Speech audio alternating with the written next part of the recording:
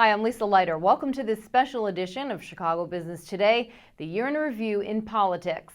2011 was a memorable year in the political world, one that saw a changing of the guard at City Hall for the first time in 22 years. Mayor Rahm Emanuel took the helm in May, inheriting, among other problems, a financial crisis and a school system in need of reform. And then there's Springfield, where Governor Quinn approved one of the biggest tax increases in state history that prompted a wave of threats by companies who vowed to leave the state. But just before the year drew to a close, state lawmakers managed to strike a deal to provide relief to Sears and CME Group.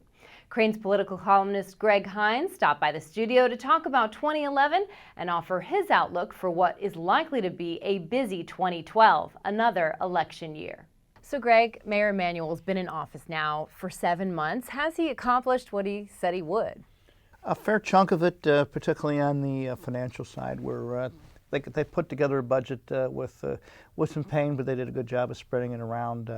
He seems to have done some nice things on the economic development side. And he's correctly identified schools as an area that needs a lot of attention. Those are three good places to start. Absolutely. So in 2012, where is he likely to go next? Is he going to start really slashing the budget? What are we likely to see from him in the first quarter? Well, you're going to have to see round two of budget cuts. The area to watch is pensions for municipal employees, which means going down to Springfield and getting it through down there, which won't be easy. And the budget pressures are mounting on the state. You know, we started the year with these huge tax increases, and we ended the year with these tax breaks for CME and Sears and some smaller firms. They got the bill done by the end of the year, which wasn't initially expected to happen. What do you make of the final bill, and what kind of impact is it going to have? Well, the real question isn't what kind of impact the bill has. The real question is what would have been the impact if the bill hadn't happened, which would have been all these big companies leaving. I think he can literally argue, he can have some legitimate debate about what the value of Sears is, because the company's had some problems, but the Mercantile Exchange and CBOE are the kind of companies any place would want. The Merck claims that it supports 130,000 jobs in Chicago. Well, that's a lot more than the tax revenue that they're getting out of this bill. That having been said, it's another shot at a state that's deeply in debt. It's a little less deeply in debt, I think, than it was a year ago, because the economy is starting to come back.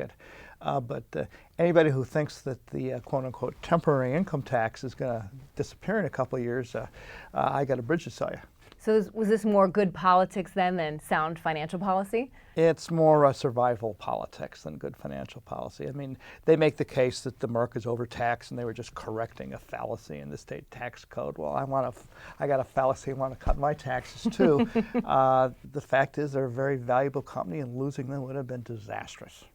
Well, we can't not speak of former Governor Blagojevich. What kind of impact is that sentence going to have? I mean, are we going to see machine politics as usual? Will this really send a message? Well, that clearly was Judge Zagel's intention. Blagojevich watched George Ryan get 6.5 years for not different stuff and didn't do enough, so maybe 14 will catch the attention of the next guy. The honest answer is I don't know. I have my doubts. Anybody who's written about politics in this town knows that corruption, the idea that you go into the people's business for personal reasons, not to do the people's business, is really rooted in, and it's going to take more than just one long sentence to one former governor to end it. Well, like every year, no doubt next year will be an exciting year in local politics. Thanks so much, Greg. You're welcome. And that's this edition of Chicago Business Today. Be sure to stick with chicagobusiness.com for all of your local business headlines. Have a wonderful holiday weekend and a healthy and happy 2012.